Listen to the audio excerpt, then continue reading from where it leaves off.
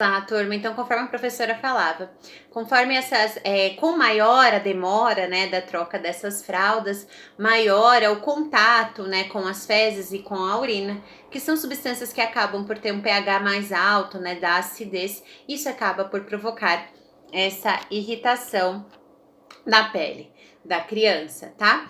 Então, como a professora disse, os fatores de risco são justamente essa exposição prolongada às fraldas plásticas, essa demora de troca também, bebês que não estão se alimentando adequadamente ou que não recebem o leite materno adequadamente, elas ficam mais vulneráveis. Por quê? Quanto menos nutrientes eles recebem, menos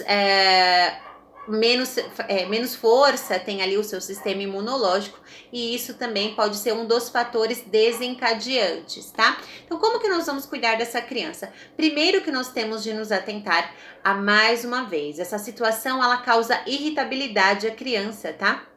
Então é imprescindível, é fundamental que a gente consiga manter a tranquilidade do ambiente, para que assim a gente possa minimizar o estresse da criança. É fundamental falarmos sobre isso. Então, promover um ambiente calmo, tranquilo, organizado, a criança e a sua mãe, tá? Promovermos as trocas de fraldas plásticas com maior frequência, utilizarmos as medicações de uso tópico, tá? Conforme a orientação do médico, esses curativos, né? Mesmo que ainda não vamos ocluir esses curativos, ainda que abertos, serão formas de realizar um curativo, tá?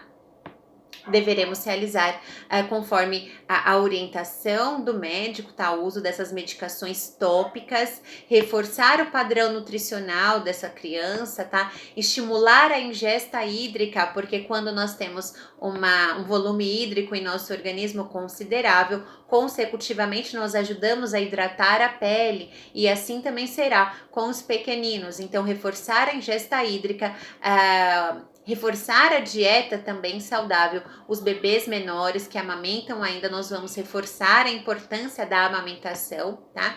Explicar à sua mãe, dar essas devidas orientações para que assim ela se certifique o quão é importante a questão da ingesta hídrica, a questão de aumentar o número das trocas de fraldas desse pequenininho, para que assim nós possamos evitar maiores complicações dessas lesões, tá? Então é muito importante que nós façamos esses devidos cuidados, se posicionarmos, né, no leito ou no bercinho, mudar, né, o decúbito, isso é muito importante para que assim nós possamos favorecer a circulação sanguínea em todo o organismo, né, em todo o corpo também, isso é bastante importante, trazer maior conforto ao paciente.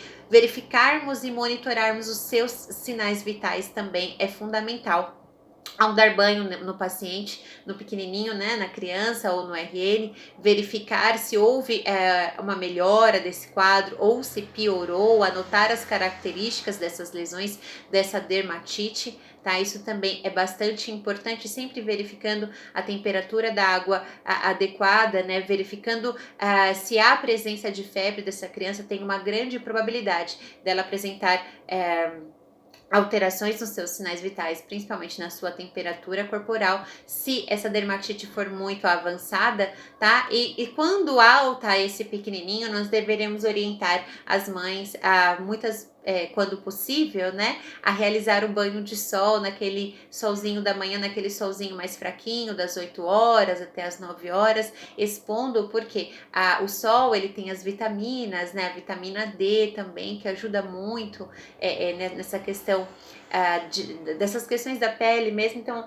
acaba por ser importante essa criança ficar um pouquinho sem fralda, essa exposição solar também é bastante importante, esse solzinho da manhã também ajuda nesse processo de cicatrização, tá? Então é bastante importante essas orientações dadas aqui a mãe, porque consecutivamente ela vai dar continuidade, né, aos cuidados em casa. Então é de suma importância que essas orientações elas sejam passadas, tá? Então eu coloquei aqui para vocês a etiologia. O que significa etiologia? A origem, né, dessa condição. É o contato da pele com a urina.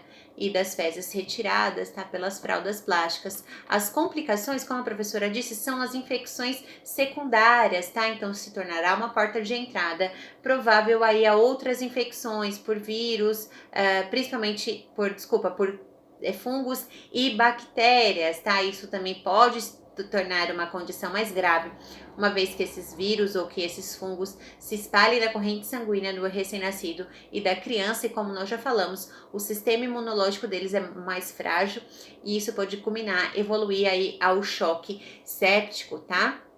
O tratamento, as orientações são justamente a higiene local, a troca frequente de fraldas, tá? Os cremes que nós chamamos de cremes barreiras, tá? Mas não substituindo muitas vezes as medicações mais fortes que contenham talvez agentes antibióticos também para uma melhor cicatrização, tá?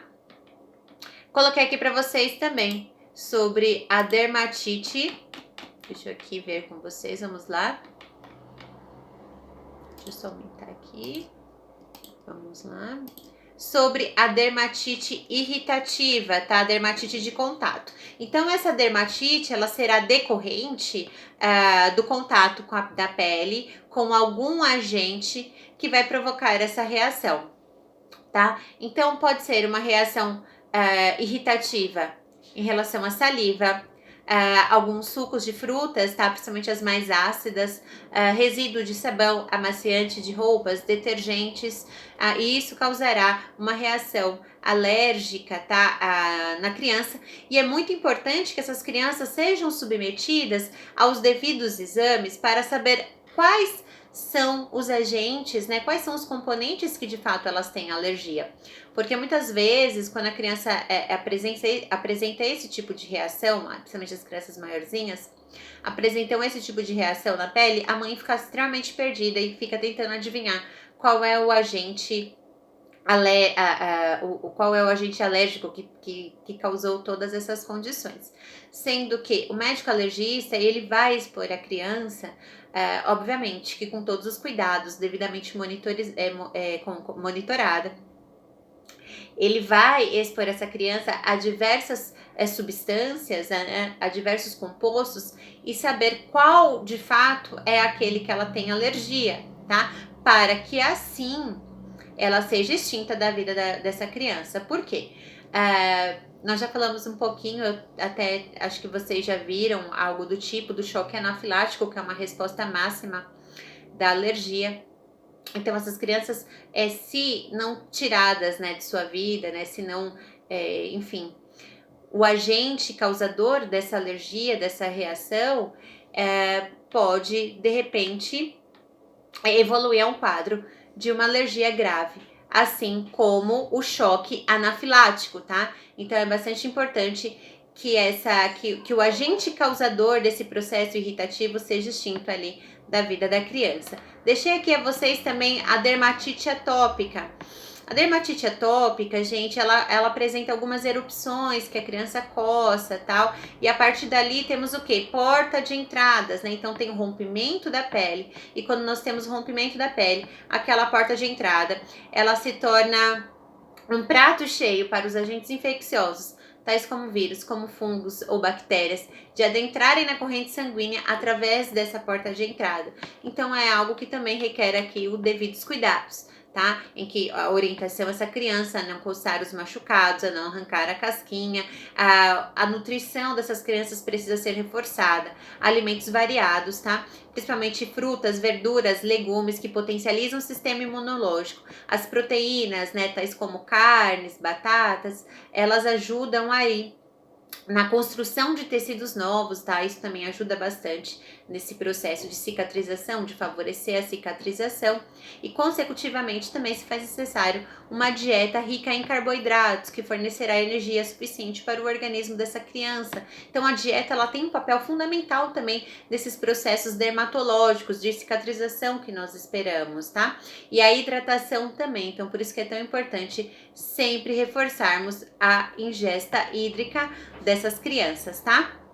Então, pessoal, eu deixei aqui a vocês também, né, um demonstrativo de algumas lesões na pele, algumas diferenças. Deixo aqui a vocês também mais alguns vídeos falando sobre os abscessos, sobre os sinais de inflamação, tá? Aí temos também, essas crianças poderão apresentar algumas ulcerações na pele. E o que são ulcerações? Tudo que tem esse termo de úlcera significa o quê? É como se fosse uma corrosão, um buraco, né? Então são feridas mais profundas que tendem a evoluir esse processo complicado que a professora explicou, que justamente se tornar uma porta de entrada para outras infecções, tá bom? Pessoal, vamos dar continuidade lá no fórum. Muito obrigada!